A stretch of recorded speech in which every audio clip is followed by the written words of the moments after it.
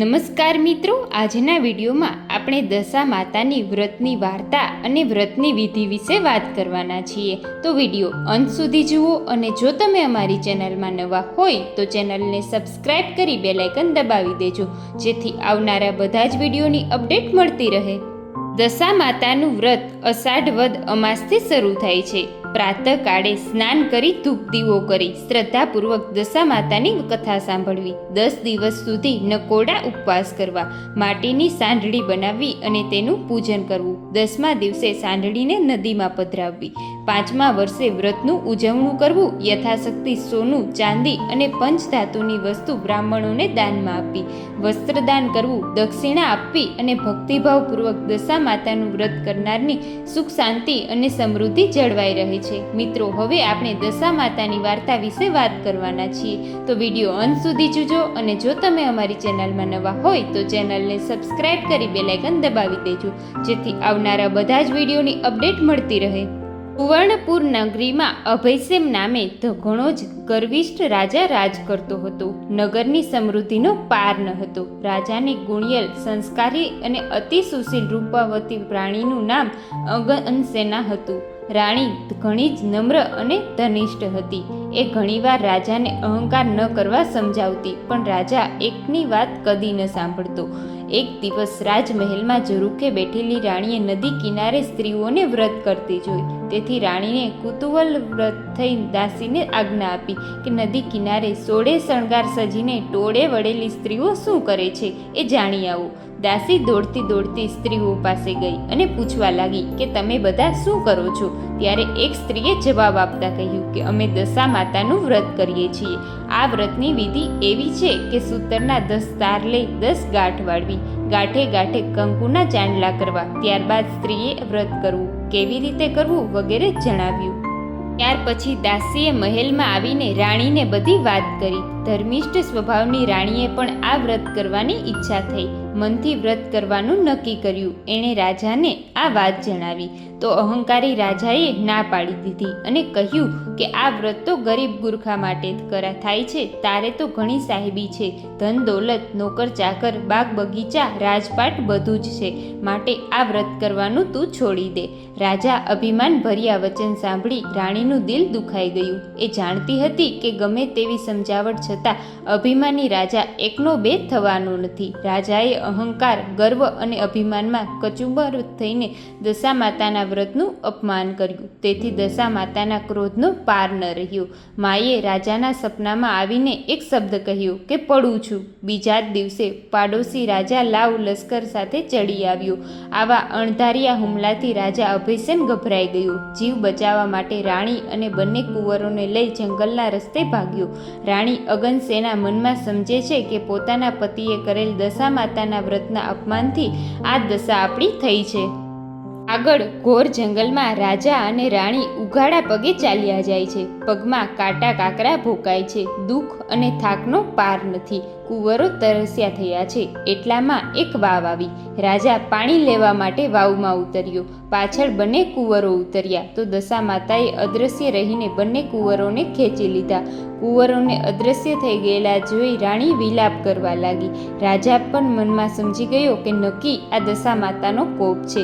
એ રાણીને આશ્વાસન આપતા સમજાવે છે કે જેણે આપ્યા એણે લઈ લીધા, હવે એ જ આપશે. રુદન કરતી રાણીને સમજાવતો રાજા આગળ ચાલ્યો. થાકના લીધે બંનેના પગ ઘસડાય છે. પગમાં વેઢા અને કાકડા ભોકાઈ ગયા, તેથી પીડાનો પાર નથી. રસ્તામાં એક વાવ આવી. રાજાને થયું કે હાશ, બે ઘડી વિસામો તો મળશે, પણ રાજાએ એ વાડીમાં જોયું. પગ મૂક્યા તો ખીલેલા ફૂલો કરમાઈ ગયા. વાડીનો માળી વિચારવા લાગ્યો કે નક્કી આ માણસ પાપી પગલાનો છે, તેથી મારી વાડીના ફૂલો કરમાઈ ગયો અને રાજાને મારવા દોડ્યો. રાજા રાણી બંને માંડ બચીને આગળ ભાગ્યા.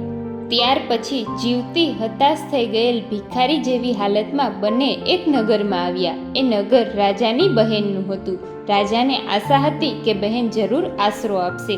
એથી એણે પાદરે પોતાની બહેનને સંદેશો મોકલાવ્યો કે તેનો ભાઈ આવ્યો છે. બહેને પોતાના ભાઈ માટે સોનાની ગાગરમાં સુખડી મોકલાવી અને સાથે સોનાની સાંકળી મૂકી. પણ સોનાની ગાગર પિત્તળ બની ગઈ, સુખડી ઈંટના કટકા બની ગઈ અને સોનાની સાંકળીના બદલે ફૂફાડા મારતો કાળો નાગ નીકળ્યો. રાજા વિચાર કરે છે કે મારી સગી બહેન મને મારી નાખવા માટે આવું ન કરે. નક્કી આ દશા માતાના કોપના કારણે જ થયું છે. આવો વિચાર કરી રાજાએ ગાગર ત્યાં જ દાટી દીધી અને રાણીને લઈને આગળ ચાલ્યો. ચાલતા ચાલતા એક નદી આવી. નદીના કાંઠે ચીભડાના વાડા છે. રાજા બે હાથ જોડીને વાડાના માલિકને કરગરવા લાગ્યો કે હે ભાઈ, 7 દિવસના ભૂખ્યા છીએ, દયા કરીને એક ચીભડું આપ. ખેડૂતને દયા આવતા એક ચીભડું આપ્યું. રાજાએ નક્કી કર્યું કે આગળ જઈને થોડો વિશ્રામ કર્યા પછી ચીભડું ખાવું છે અને ભૂખ સમાવવી છે. પરંતુ એ પહેલાં એવું બન્યું કે એ ગામના રાજાનો કુંવર 2 દિવસ પહેલાં રિસાઈને ભાગી ગયો હતો. સિપાઈઓ કુંવરની શોધમાં નીકળ્યા હતા. દશા માતાના કોપના કારણે રાજાના હાથમાં જે ચીભડું હતું એ કુંવરનું માથું બની ગયું.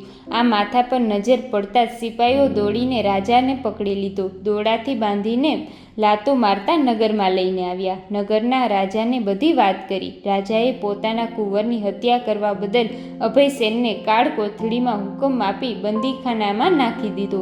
રાજા તો વગર વાકે કેદ થઈ ગયો. તેથી રાણી અગનસેના પર દુઃખનો પહાડ તૂટી પડ્યો. એ રોજ જંગલમાં જતી, લાકડાનો ભારો લઈ આવતી અને જે વેચીને પૈસા મળે એમાંથી પેટનો ખાડો પૂરતી. આમ દિવસો પસાર થવા લાગ્યા. અષાઢ મહિનો આવ્યો.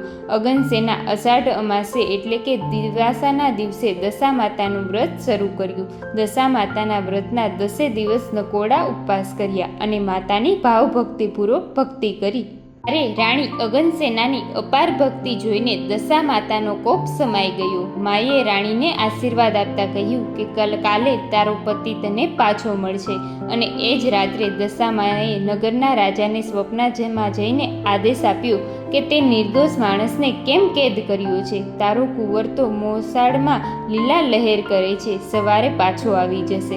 સવાર પડતાની સાથે દશા માતાની કૃપાથી કુંવર પાછો આવ્યો અને રાજાએ જાતે જઈને અભયસેનને બંદીખાનામાંથી મુક્ત કરી ક્ષમા માંગી. એટલું જ નહીં, ખૂબ ધન આપ્યું અને આશીર્વાદ પણ ઘણા આપ્યા. ત્યાર પછી રાજા રાણી રથમાં બેસી સુવર્ણપુર આવવા નીકળ્યા. રસ્તામાં બહેનનું નગર આવ્યું. રાજાને પેલે પાર ગાગર યાદ આવી. પાદરે આવીને ખાડો ખોદીને જોયું તો પિત્તળની ગાગર સોનાની બની ગઈ. ગાગરમાં સોનાની સાંકળ એ સુખડી હતી. એટલામાં બહેન પણ આવી. આગ્રહ કરીને ભાઈ ભાભીને ઘરે લઈ ગઈ. 2 દિવસ રોકાઈને રાજા રાણી આગળ વધ્યા. રસ્તામાં વાવ આવી. જોયું તો વાવના કાંઠે દશામાના વૃક્ષ દોષીનું રૂપ ધારણ કરીને ઊભા છે. બંને કુંવરો એમની આંગળીઓ પકડીને ઊભા છે. રાજા રાણી તરત માતાજીને ઓળખી ગયા. લાકડીની જેમ માના પગમાં પડ્યા અને દશા માતાને અસલ સ્વરૂપમાં જોઈને દર્શન આપવા કહ્યું. હે રાજા, તે અભિમાની રાણીને વ્રતનું અપમાન કર્યું છે, તેથી તારા પર હું કોપાયમાન થઈ હતી. પણ હવે તારો ગર્વ ગળી ગયો છે. વળી તારી રાણીએ ભાવથી મારું વ્રત કર્યું છે, તેનાથી હું પ્રસન્ન થઈ છું. તારું રાજ તને પાછું મળી જશે. ત્યારે રાજા માતાના ચરણોમાં ઢળી પડ્યો. હે દયાળી માં, કળિયુગમાં તમારી કારમી કસોટીમાંથી કોઈ પાર ઉતરી શકે એમ નથી, માટે આવો કોપ કદી ન કરશો. દશા માતા મીઠું હસ્યા અને બોલ્યા, તારી વાત કબૂલ કરું છું. કળિયુગમાં જે કોઈ મારી કથા સાંભળશે કે સંભળાવશે તેની દશા સારી રહેશે. આમ કહી દશા માતા અદૃશ્ય થઈ ગયા.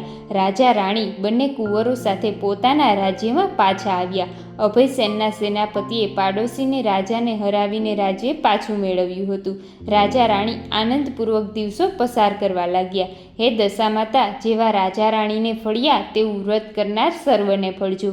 મિત્રો, આવા જ અવનવા ધાર્મિક અને શાસ્ત્ર સંબંધિત વિડીયોની જાણકારી માટે અમારી ચેનલને સબસ્ક્રાઈબ કરજો. ધન્યવાદ. નમસ્કાર મિત્રો, આજના વિડીયોમાં આપણે ગુરુવારના વ્રતની વાર્તા અને વ્રતનું મહત્વ વિશે વાત કરવાના છીએ. તો વિડીયો અંત સુધી જુઓ અને જો તમે અમારી ચેનલમાં નવા હોય તો ચેનલને સબસ્ક્રાઈબ કરી બેલ આઇકન દબાવી દેજો, જેથી આવનારા બધા જ વિડીયોની અપડેટ મળતી રહે. આ વ્રત ગુરુવારે કરાય છે. ભગવાન શ્રી દત્તનું ધ્યાન ધરવું, સ્તુતિ કરવી, પીળા ફૂલ, પીળું ચંદન કે હળદરથી શ્રી દત્તની પૂજા કરવી, ત્યારબાદ આરતી કરવી, પ્રસાદમાં પણ પીળા ફળ કે ચણાની દાળનો ઉપયોગ કરવો, પીળા વસ્ત્રનું દાન કરવું. આ વ્રત કરનારે બની શકે તો ઉપવાસ કરવો, ન થઈ શકે તો એકટાણું કરવું. આ વ્રત પુરુષ અને સ્ત્રી બંને કરી શકે છે. પુરુષે ગુરુવારના દિવસે હજામત ન કરાવવી. વ્રત કરનારે એક ચિત્તે શ્રી દત્તની કથા સાંભળવી. આ કથા કરવાથી શ્રી દત્ત ભગવાન પ્રસન્ન થાય છે અને સર્વ મનોકામના પૂર્ણ કરે છે. મિત્રો, હવે આપણે વ્રતની વાર્તા વિશે વાત કરવાના છીએ, તો વિડીયો અંત સુધી જુઓ અને જો તમને આ વિડીયો પસંદ આવે તો વધુમાં વધુ લોકોને શેર કરવું અને અમારી ચેનલને સબસ્ક્રાઈબ કરવી. દોલતપુર નામે એક નગરમાં વનેચંદ નામે એક ખૂબ સુખી અને સમૃદ્ધ અઢળક સંપત્તિવાળો વણિક રહેતો હતો. અન્નના કોઠાર ભર્યા હતા, પણ શેર માટીની ખોટ હતી. બધા સુખ હતા, પણ એક સંતાન સુખના અભાવે બધા સુખ ઝેર જેવા થઈ ગયા હતા. શેઠ વનેચંદની દેશ પરદેશમાં સાંખ હતી. એ વેપાર ધંધામાં એટલો ગળાડૂબ રહેતો કે પ્રભુને યાદ કરવા માટે પણ ફુરસદ ન હતી. શેઠાણુનું નામ જીવકોર હતું. એ જરા રજકણી જેવા સ્વભાવમાં વૈભવમાં રચી પચી રહેતી, ઘરેણાના ઠઠેરો કરતી અને હિંડોળા ખાટે ઝૂલતી હતી. શેઠ કે શેઠાણી પાસે પ્રભુ સ્મરણ કરવા માટે સમય ન હતો, એમ કહો તો ઈચ્છા પણ ન હતી. શેઠ શેઠાણીની 7 માળની હવેલીમાં સુખ ચેનથી જીવન વિતાવતા હતા. સંતાનની ઈચ્છા ઘણી થતી હતી, પણ એ માટે દાન ધર્મ, જપ તપ કે વ્રત કરવાની ઈચ્છા કદી થતી ન હતી. ઉપવાસથી તો બંને અકળાઈ જતા હતા. ગુરુવારનો પવિત્ર દિવસ હતો. બપોરનો સમય હતો. શેઠ શેઠાણી જમી પરવારી હિંડોળા ખાટે આરામ કરતા હતા. ત્યાં એક દૈદીપ્યમાન સાધુ એના આંગણે આવીને ઊભા રહ્યા. ચીપીઓ ખખડાવીને અલખ નિરંજન આહલાદકે ગજવવા લાગ્યા. સાધુને આવેલો જોઈ હમણાં કંઈક માગશે એમ વિચારી શેઠે તો મોં બગાડતા પડખું ફરી ગયા. જીવકોર શેઠાણીએ નજર પણ ન કરી. ભવ્ય લલાટવાળા સાધુએ ફરીવાર અલખ નિરંજનનો નાગ ગજાવ્યો. ત્યાં શેઠાણીએ પલંગમાં પોઢિયા જ બૂમ પાડી, તમારે તે કંઈ ધંધો છે કે નહીં? ખરા બપોરે હાલી નીકળ્યા છો? જોતા નથી અમે આરામ કરીએ છીએ. હાલતા થાવ, અત્યારે કોઈ ભીખ આપવા નવરું નથી. આમ કહીને જીવકોર શેઠાણીએ નોકરને બૂમ મારી બારણું બંધ કરી દેવા માટે કહ્યું. જેની સમૃદ્ધિનો સૂર્ય મધ્યાહને તપતો હતો એવા વનેચંદના આંગણે એ સાધુ વેશે ખુદ ભગવાન દત્તાત્રેય પધાર્યા હતા. શેઠ શેઠાણી એમની ઓળખી ન શક્યા. ભિક્ષા પણ ન આપી અને અપમાન કરીને કાઢી મૂક્યા. બીજા જ દિવસથી વનેચંદનો સૂર્ય અસ્તચળ પડી જવા લાગ્યો. વેપારમાં એક પછી એક કમરતોડ ફટકા પડવા લાગ્યા. દરિયામાં ફરતા વહાણો ડૂબી ગયાના સમાચાર આવ્યા અને જોતામાં તો માથે દેવાનો ડુંગર ખડકાઈ ગયો. 7 માળની હવેલી ઝૂંપડામાં વેચીને ઝૂંપડામાં રહેવું પડ્યું. ત્યાં રાજ રચેલું અને ઘરેણાં તો હોય જ ક્યાંથી? અન્ન અને દાંતને વેર થઈ ગયા. ઊંચી ગાદીએ બેસનાર શેઠ વણેચંદ મજૂરી કરવા લાગ્યા. દારૂણ દુઃખના દિવસો પસાર થવા લાગ્યા. એક દિવસની વાત છે. એ જ સાધુ શેઠ ઝૂંપડીએ આવ્યા અને અલખ નિરંજન કહીને ઊભા રહ્યા. જીવકોર શેઠાણીએ અવાજ જાણીતો લાગ્યો, પણ ઓળખાણ ન પડી. ગળગળા અવાજે બોલ્યા, મહારાજ, જ્યારે ઘરમાં અન્નના 32 ભંડાર ભર્યા હતા ત્યારે ન આવ્યા અને આજે ઘરમાં ખાવા માટે ધાન નથી ત્યારે આવ્યા. શેઠાણીને વાત સાંભળીને સાધુ મોં મલકાવીને બોલ્યા, દીકરી, એ વખતે અન્ન હતું પણ આપવાની નવરાશ ન હતી. આજે નરી નવરાશ છે પણ આપવા માટે અન્ન નથી. ત્યારે સાધુના આ વચન સાંભળી શેઠાણી તરત સાધુને ઓળખી ગઈ. માથું શરમાવીને ઝૂકી ગયું. આંખમાંથી શ્રાવણ ભાદરવો વરસવા લાગ્યા અને સાધુના ચરણોમાં પડી આશ્રુથી સાધુના ચરણ પંપાળવા લાગી. પછી ઘરમાં જઈને જોયું તો કાંઈ ન હતું, પણ 2 મુઠ્ઠી ચણાની દાળ હતી. એ લઈને સાધુને ભિક્ષામાં આપી. સાધુ વેશમાં પધારેલ ભગવાન દત્તાત્રેય કરુણાના ભંડાર છે.